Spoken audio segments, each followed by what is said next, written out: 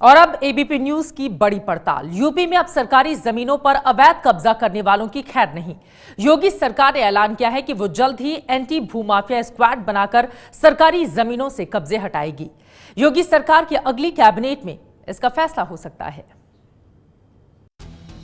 उत्तर प्रदेश में योगी आदित्यनाथ जब से सीएम बने हैं, तब से हर दिन लगातार वो धड़ाधड़ बड़े फैसले ले रहे हैं। इसी कड़ी में उनका एक बड़ा फैसला है, यूपी में सरकारी जमीनों से अवैध कब्जा जल्द से जल्द हटाना।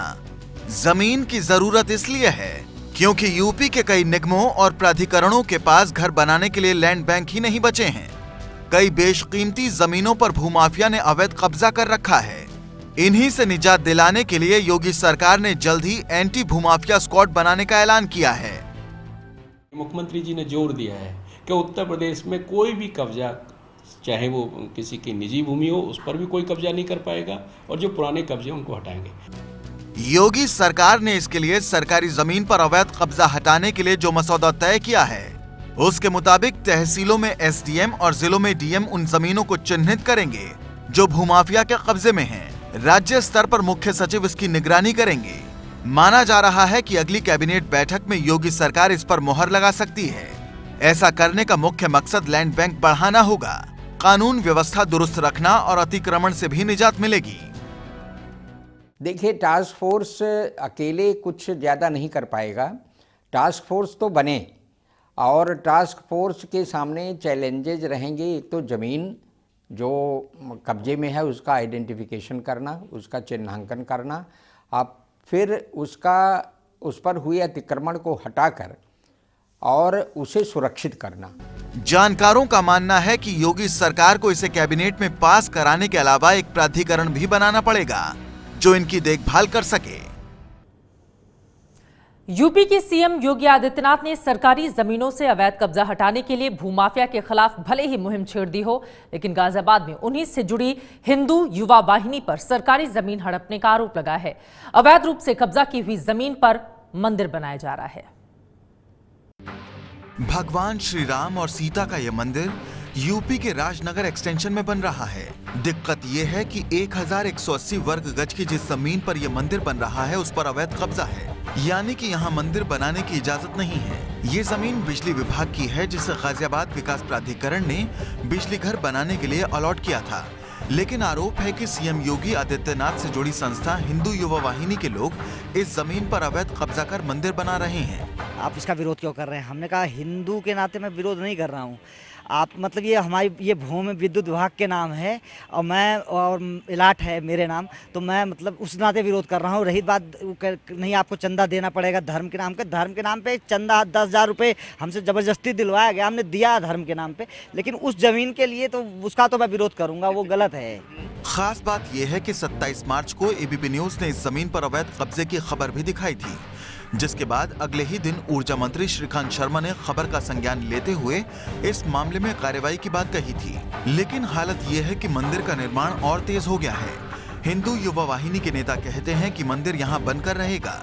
नहीं, हिंदू युवा वाहिनी का कोई ऐसा मैटर भी नहीं है उसमें। ये तो सबका सब सामाजिक काम है और अगर इस पर विवाद होता तो प्रशासन उस पर रोक लगाता, जबकि प्रशासन वहाँ पे पहुँचा भी नहीं है। उन्हें पता है कि जो है विवादी जमीन नहीं है। हालत यह है कि बिजली विभाग के छोटे से बड़े अफसर हर तरफ चक्कर लगा रहे हैं, लेकिन उनकी कोई नहीं सुन रहा है। अब देखना होगा कि क्या योगी के सरकारी जमीन पर कब्जे हटाने के आदेश का असर यहाँ पड़ेगा कि नहीं। गाजियाबाद से विपिन तोमर की रिपोर्ट। गाजियाबाद से रिपोर्ट तो आपने देख ली। वहीं एबीपी न्यूज ने बरेली में सरकारी जमीनों पर अवैध कब्जे की पड़ताल की तो चौंकाने वाली हकीकत सामने आई। आपको जानकर हैरानी होगी कि जिस जगह पर यह कॉलोनी बन रही है वहां पर एक तालाब होता था। यूपी के बरेली के डेलापीर इलाके में इस तालाब पर भूमाफिया कब्जा कर रिहायशी कॉलोनी बना रहे हैं। 64 बीघा जमीन पर बने इस तालाब की कीमत करीब 1000 करोड़ रुपए बताई जाती है। स्थानीय मीडिया में मुद्दा उठने के बावजूद प्रशासन ने कभी इसकी सुध नहीं ली। बरेली कॉलेज के लॉ के प्रोफेसर डॉक्टर प्रदीप जागर का कहना है कि बरेली में 164 तालाब थे, जिनमें से अब सिर्फ 2 या 3 ही बचे हैं। डेलापीर तालाब के सौंदर्यीकरण की पिछले 10 साल से मांग कर रहे हैं और वजह यही है कि अगर उसका सौंदर्यीकरण हो जाए, उस पर 4 दीवारी बन जाए और लोगों का आना जाना हो जाए तो वहाँ पर इस तरीके के कब्जे नहीं होंगे।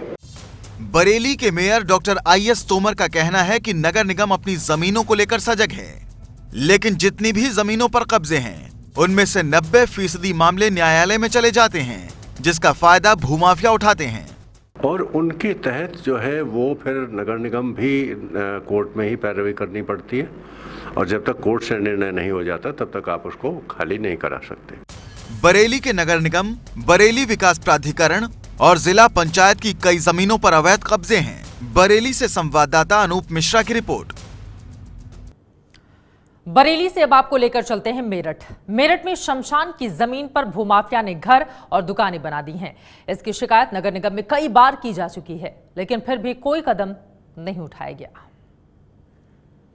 जिस जगह पर आप ये मकान देख रहे हैं, यहाँ पर कभी शमशान घाट हुआ करता था। मेरठ की जागृति विहार कॉलोनी में भूमाफियाओं ने शमशान घाट की जमीन पर कब्जा कर मकान और दुकानें बना दी।